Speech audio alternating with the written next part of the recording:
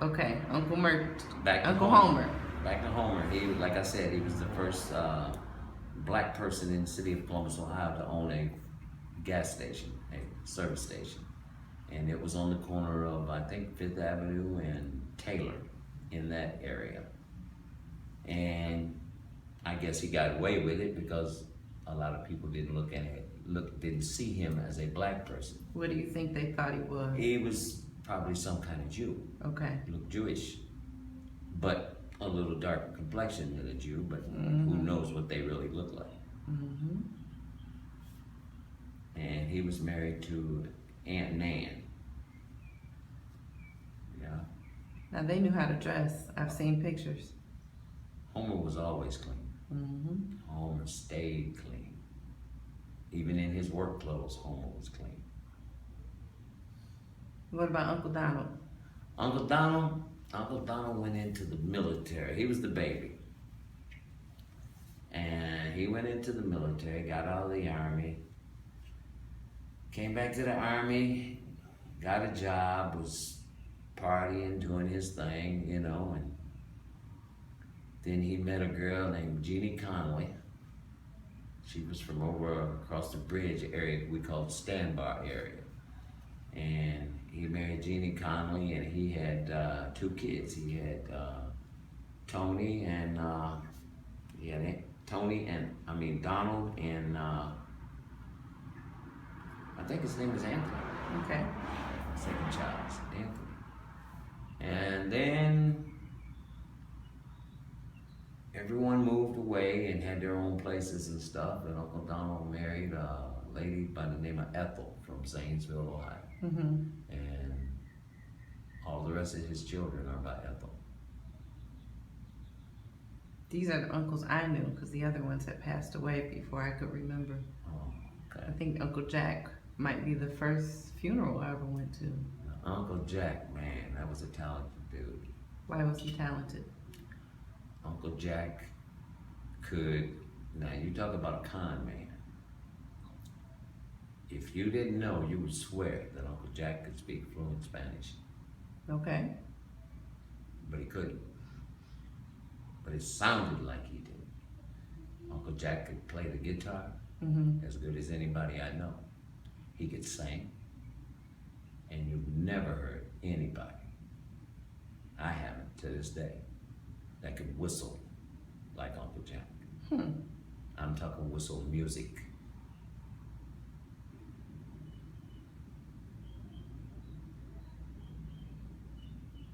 Yep, and his son was Curtis Allen Edwards, and his daughter was Margaret, by Aunt Ruth.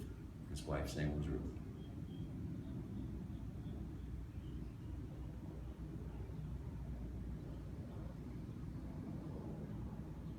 Anything else you want to share? Any memories that come to mind? Uncle Merchant. Yes, Uncle Merchant. Uncle Merchant. And there's an Aunt Isabel too. Aunt Isabel, I didn't know her. She had passed before I was born. Okay. So Uncle Merchant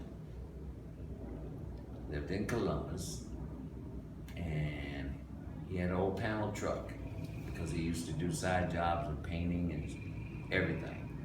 But Uncle Merchant used to come. We lived out in the country, and he'd get off of work, and he would come by the house and steal me out of the bed and take me to a place called Leib's Restaurant. It used to be on the corner, I think it was Nelson Road and Livingston.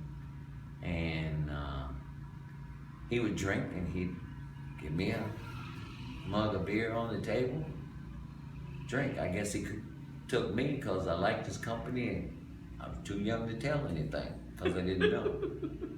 And this one particular time, Uncle Merchant came to get me, and my grandmother woke up and told him, said, "No, Merchant, you can't take him tonight. You need to go straight on home."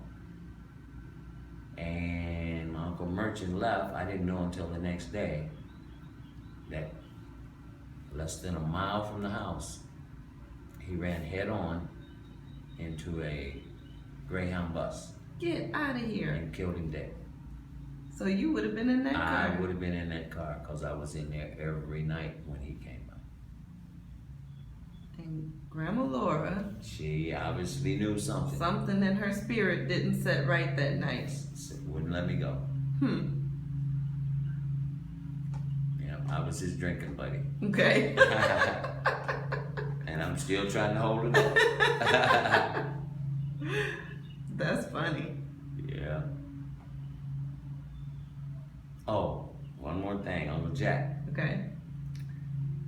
I guess up until I was almost 50 years old, I thought his name was Jack. What's his name? His name was Curtis Allen Edwards. Okay. The name Jack came from my grandfather's mother, who was Irish. Right. And Uncle Jack, when he was born, he was the darkest one in the family and had jet black straight hair. And she made the statement, "This is my little black Jack." But she would never let any of the other kids or anyone else call him Black Jack. They could call him Jack, but that was her Black Jack. Okay. And that's where he got the nickname of Jack. And his name is Curtis. Okay. You know, and nicknames can screw you up too. Yes. My grandfather was sick. He was living with Aunt Addie. I was in the Marine Corps on base in Camp Lejeune, North Carolina. Okay. So I made, back in the day, you could make a collect call. I guess it's like calling from prison now, but back in the day, you could make a collect call. And you had to give your name, and they would ask the party on the other end, "You have a so-and-so calling, will you accept the charges?" And if they knew you, they'd accept the charges. If not, they'd say no. Well, anyhow, I called Aunt Addie. I'm calling to check on my grandfather. I didn't have any change in my pocket for the phone, so I said, "I'll call collect. I'm only gonna talk a few seconds." So I called, and the operator says, "What's your name?" Well, I gave the operator my real name. And I says, "It's a collect call from Richard Edwards." I heard the operator says, "Miss Addie Horde says you have a collect call from Richard Edwards in North Carolina." The next thing I heard was, "Oh, hell no. My Richard's in Dayton, Ohio." Click. Okay, let's get the story straight now. Richard's name was John. His middle name was Richard. Okay? My first name is Richard. But I called back. I told the operator, tell her it's B-U-B-B-U-B. Tell her it's Bub. And the operator kind of giggled and she said, "Okay." So she called her back and she says, "You have a call from Bub in North Carolina?" She says, "Okay, I'll accept the charges." She said, "Boy, what you want?" I said, "Aunt Annie, I called you a few seconds ago."